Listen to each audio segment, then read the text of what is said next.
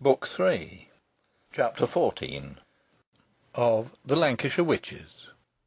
This recording is in the public domain. Reading by Andy Minter. The Lancashire Witches, A Romance of Pendle Forest, by William Harrison Ainsworth. Book 3, Houghton Tower. Chapter 14, One Grave. Notwithstanding the sad occurrences above detailed, James remained for 2 more days the guest of Sir Richard Houghton, enjoying his princely hospitality, hunting in the park, carousing in the great hall, and witnessing all kinds of sports. Nothing, indeed, was left to remind him of the sad events that had occurred. The prisoners were taken that night to Lancaster Castle, and Master Potts accompanied the escort, to be ready for the assizes.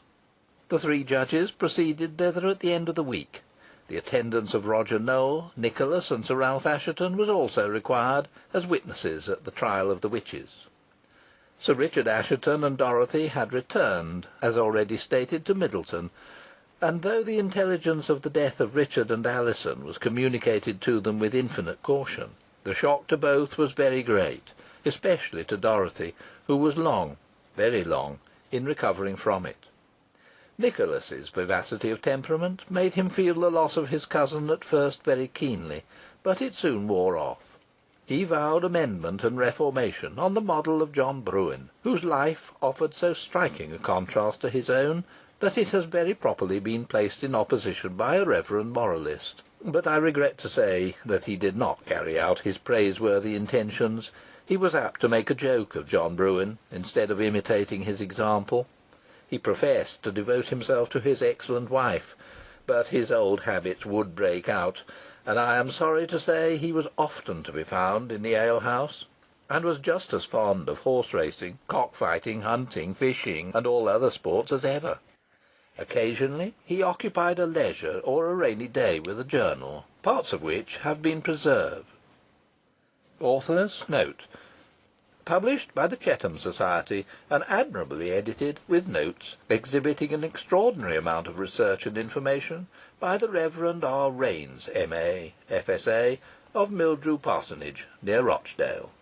End of note. But he set down in it few of the terrible events here related, probably because they were of too painful a nature to be recorded. He died in 1625, at the early age of 35. But to go back.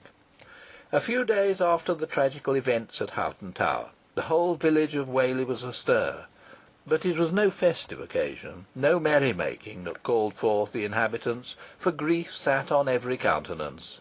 The day, too, was gloomy. The feathered summits of Whalley Nab were wreathed in mist, and a fine rain descended in the valley. The Calder looked dull and discoloured as it flowed past the walls of the ancient abbey. The church bell tolled mournfully, and a large concourse was gathered in the churchyard. Not far from one of the 3 crosses of Paulinus, which stood nearest the church porch, a grave had been digged, and almost every one looked into it. The grave, it was said, was intended to hold 2 coffins. Soon after this, a train of mourners issued from the ancient abbey gateway, and sure enough there were 2 coffins on the shoulders of the bearers. They were met at the gate by Dr. Ormerod, who was so deeply affected as scarcely to be able to perform the needful offices for the dead. The principal mourners were Sir Richard Assheton of Middleton, Sir Ralph Assheton, and Nicholas. Amid the tears and sobs of all the bystanders, the bodies of Richard and Alizon were committed to the earth, laid together in one grave. Thus was their latest wish fulfilled. Flowers grew upon the turf that covered them, and there was the earliest primrose seen, and the latest violet. Many a fond youth and trusting maiden have visited their lowly tomb, and many a tear, fresh from the heart, has dropped upon the sod, covering the ill-fated lovers. End of Chapter 14.